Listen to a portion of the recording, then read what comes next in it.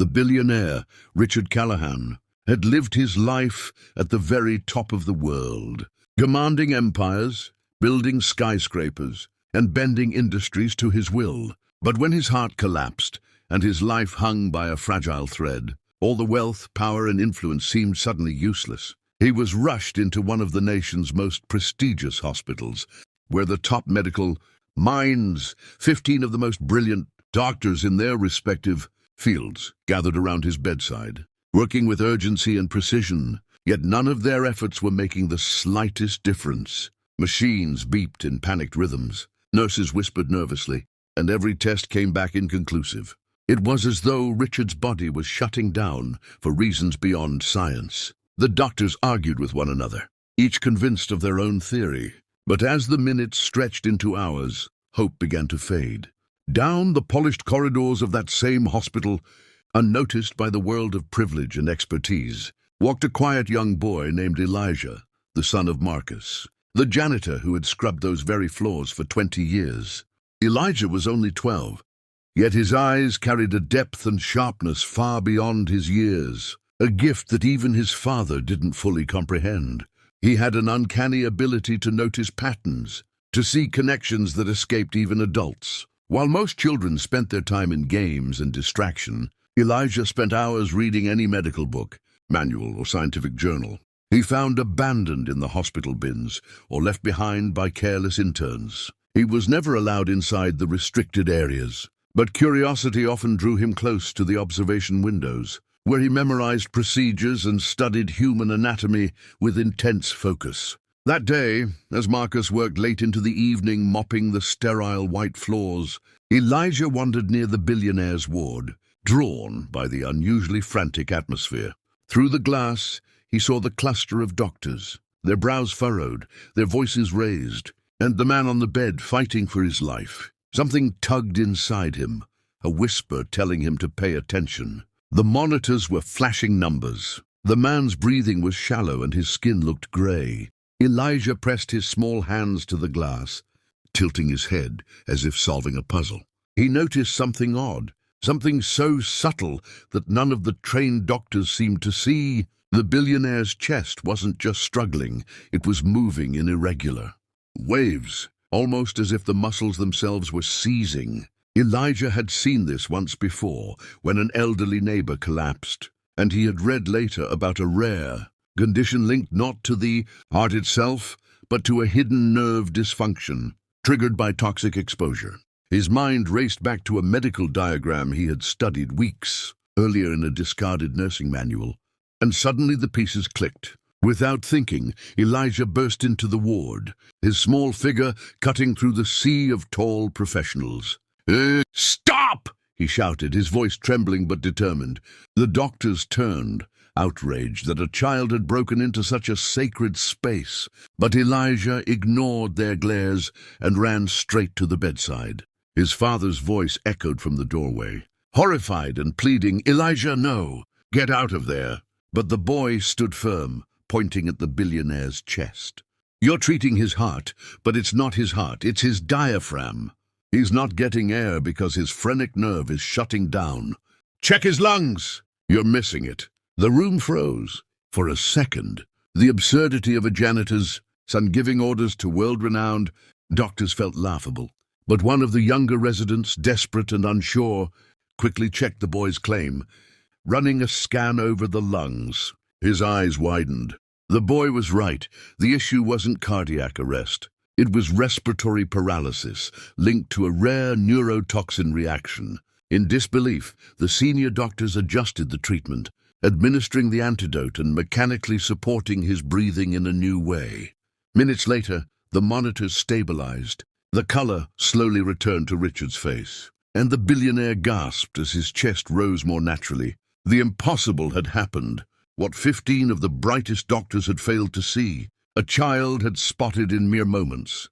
Silence hung in the room as the weight of what occurred sank in. The doctors exchanged stunned looks, some embarrassed, some amazed. Marcus rushed in, dragging Elijah back with apologies spilling from his lips, tears in his eyes as he feared punishment for his son's reckless intrusion. But instead of anger, The billionaire's weak hand lifted from the bed, pointing at Elijah. "Leave him," Richard whispered hoarsely, his eyes locked on the boy who had just saved his life.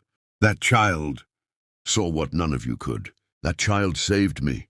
The doctors lowered their heads, humbled, while Marcus stood frozen, torn between fear and pride. Elijah, still clutching the medical chart he had snatched from a nearby tray, didn't smile, didn't bask in glory.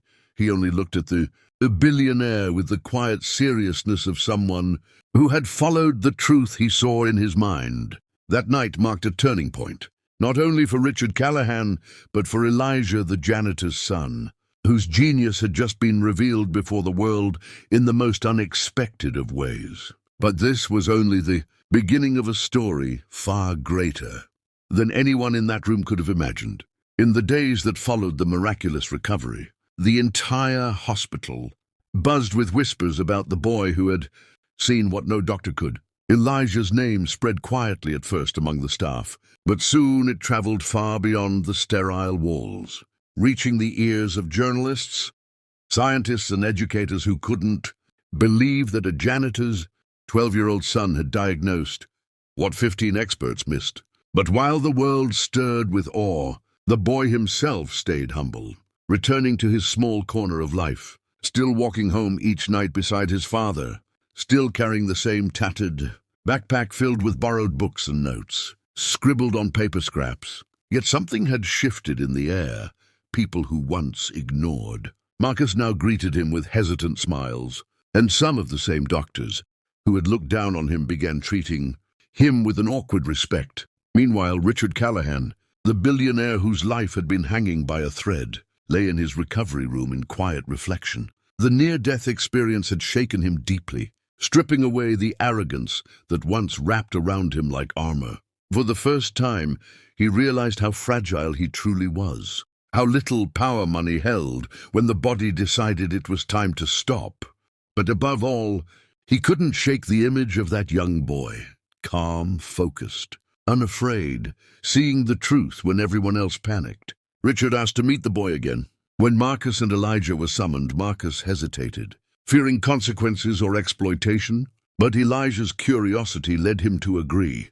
They entered the luxurious recovery suite, where the billionaire sat in his robe, sunlight pouring through the tall windows. Richard smiled gently, extending a hand to Elijah. "You saved my life," he said simply.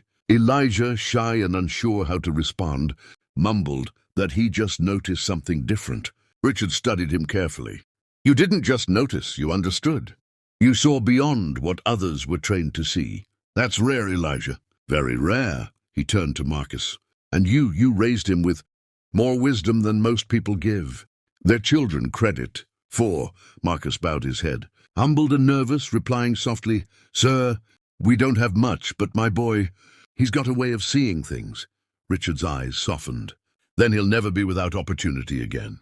Within days, Richard Callahan used his vast resources to change the boys' and his father's lives forever. A private scholarship was created under Elijah's name, granting him access to the best education, mentorship from top scientists, and any tool he needed to explore his gift. Marcus was promoted within the hospital system, not out of charity, but out of respect for his years of loyalty and humility. For the first time, father and son could breathe beyond the limits of survival. But Elijah's journey wasn't just about privilege, it became a mission. He threw himself into learning with an unstoppable drive, devouring everything about biology, medicine, and neuroscience. His memory was photographic, but his curiosity was even greater. Richard often visited, watching from a distance as the boy grew, seeing in him something he had lost in himself long ago, pure, uncorrupted passion. As years passed, Elijah's genius bloomed in extraordinary ways. By age 17, he was working alongside researchers twice his age, developing early detection systems for neural disorders inspired by the same condition that had nearly killed the billionaire. Every breakthrough, every discovery was born from compassion and observation, the very qualities that had guided him as a child. And yet, Elijah never forgot where he came from. Every week, he returned to the same hospital where his father once mopped floors, spending hours helping patients who couldn't afford treatment, explaining complex things in simple language, comforting them with the same humility that once defined his family's life. The doctors who once dismissed him now sought his advice. The janitors who once worked beside Marcus now looked at him with pride. One evening, years later, as the hospital celebrated Elijah's groundbreaking new medical invention, a small neural monitor capable of predicting respiratory failure before it happens, Richard Callahan stood on stage beside him. The billionaire's hair had grayed more. His voice was softer, but his eyes glowed with pride. "Years ago," he said into the microphone, "I lay on a hospital bed surrounded by the world's best doctors. And yet, it was not expertise that saved me. It was vision, empathy, and courage. It was a young boy who saw what nobody else could. Elijah didn't just save my life. He gave me a new one, a life with purpose." The audience erupted in applause. But Elijah simply smiled and looked at his father in the crowd, whose eyes brimmed with tears. Later that night, as the celebration faded and only a few remained in the quiet hall, Richard turned to Elijah. "Do you ever think about that night?" he asked. Elijah nodded. "Every day, because it reminds me that knowledge means nothing if you forget to care." The billionaire placed a hand on his shoulder. "You taught me that the greatest wealth isn't in what you own, it's in what you give." Those words stayed with both of them for years. Under Richard's mentorship and support, Elijah went on to build an institute dedicated to empowering gifted children from underprivileged backgrounds, the Elijah Foundation for Human Vision. He often visited schools, speaking to kids who thought their dreams were too far away, telling them his story, how the son of a janitor once saved a billionaire, not with luck but with courage to speak. When no one listened, his message was simple: genius can come from anywhere, and compassion is the highest form of intelligence. One stormy night when Elijah was 25, he received a call that Richard had fallen ill again. This time it was his age catching up, not a rare disease. Elijah rushed to his bedside. The old billionaire smiled weakly, taking Elijah's hand. "You gave me decades I never thought I'd see," Richard whispered. "Promise me you'll keep seeing what others don't." Elijah squeezed his hand. "I promise." When Richard passed peacefully in his sleep, the world mourned a titan of industry. But Elijah mourned a mentor, a friend, and the man who believed in him when he was just a poor boy, mopping hospital floors. At the funeral, attended by leaders, doctors, and people from every walk of life, Elijah spoke. "He taught me that sometimes it takes losing everything to truly see what matters." And he proved that compassion can change more lives than money ever could. Years later, Elijah became one of the youngest minds to revolutionize medical science. But he never once forgot to walk the halls of that same hospital, greeting janitors, doctors, and patients alike with the same humility. On the wall of the hospital lobby hung a plaque that read, "In memory of the moment when vision came from the least expected place." Every time Elijah passed it, he smiled, not with pride, but with gratitude for his father, for the billionaire who believed, and for the night that changed everything.